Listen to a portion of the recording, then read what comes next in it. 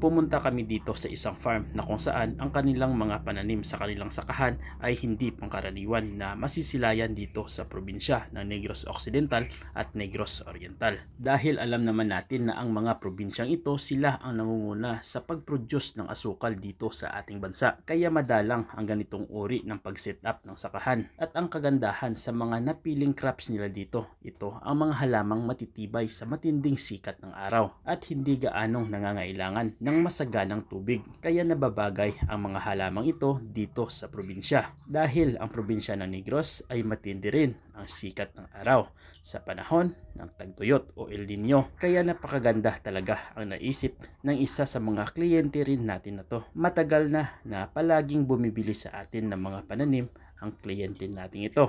Paulit-ulit, repeat customer, ika nga. Kahit ako ay napamangha talaga sa ganda ng pag-set up na kanilang sakahan. At ito naman talaga ay hindi pangkaraniwan. Kaya hindi ko napigilan na hindi masilayan ang isa sa pinakamagandang farm dito sa aming bayan, sa bayan ng La Castellana. Ito ang area ng client natin, kaibigan ko rin. Nag-focus siya sa pananim na dragon fruit tsaka sa tanim na papaya kasi alam niya at may knowledge talaga siya sa farming nito dahil nga ang mga dragon fruit ay hindi nangangailangan gaanong atensyon. Kumbaga hindi siya kinakailangan ng maraming tubig o irrigation kaya ito napili ng isa nating client. Marami na ito siyang nabili sa atin na mga pananim paulit-ulit. Kasi nga alam niya naman na yung mga pananim na nabibili niya ay mga lehitimong mga variety. Maganda ang kanyang visualization dito sa kanyang farm. Kasi nga siya ay seafarer at palagi siyang nakasalpak sa barko. Kaya hindi niya gaano mafokusan yung area na ito. Pero kita nyo naman napakaganda ang development. Bali pangalawang farm niya na ito. At ang kanyang mga dragon fruit ay napakaganda ng mga tubo.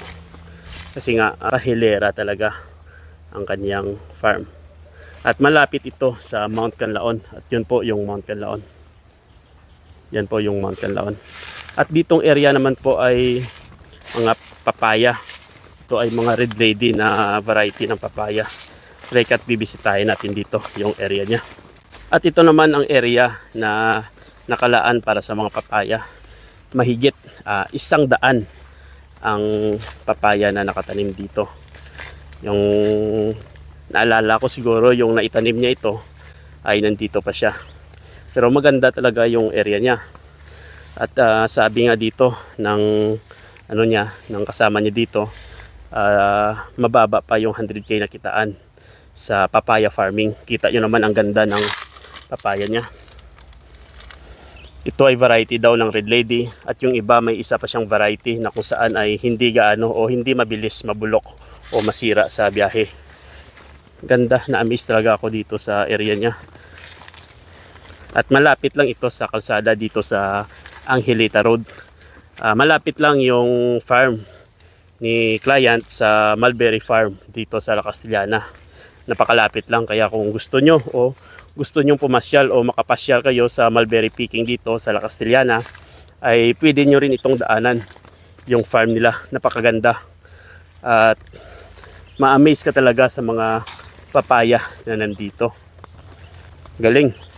At ang isa sa mga pinunta ko dito ay ang makatulong tayo kung sakali mang sila ay nangangailangan ng ating serbisyo dahil ang sakahang ito ay napakalapit mismo dito rin sa isang farm na inaalagaan ko. At kami na rin mismo ang nagtanim sa ilang mga halaman na nabili ng kliyente natin na to. Ito ang isa sa pinakamatamis na uri ng pomelo. Ito ang seedless Magallanes. Saan ang tamis nito ay mahalin tulad natin sa isang lansones na ubod ng tamis. At ganito ang paraan ng pagtanim namin dito.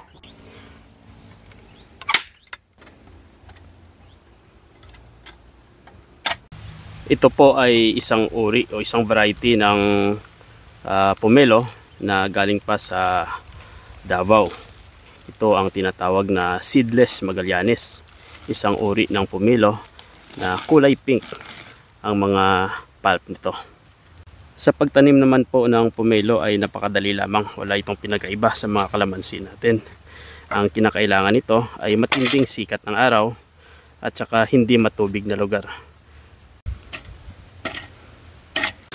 Nilalagyan ito ng pataba organikong pataba kasi na long term yung effect nito. Pagkatapos na mailagay natin yung mga pataba, ay tatabunan natin ito ng topsoil or ordinaryong lupa.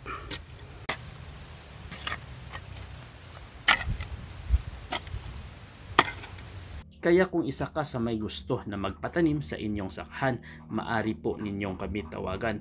Tayo po ay isang lisensyadong magsasaka na tumutulong din sa mga kagaya nating magsasaka.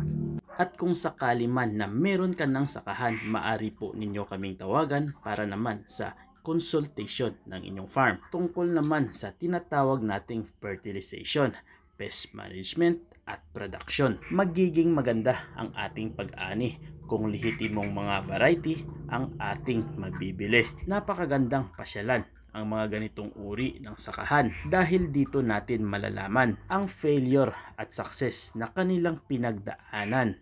Kaya sa mga tropa ko ring magsasaka, huwag mawalan ng pag-asa, stay put lang. Ipagpatuloy natin kung ano man ang ating sinimulan dahil ang pagsasaka nasa puso, isip at gawa, na kung saan sa modernong panahon tayong mga magsasaka ay bihira. Masakit mang isipin ang katotohanan na tayong mga magsasaka ay unti-unti nang nawawala at wala nang pumapalit sa matatanda nating mga magsasaka.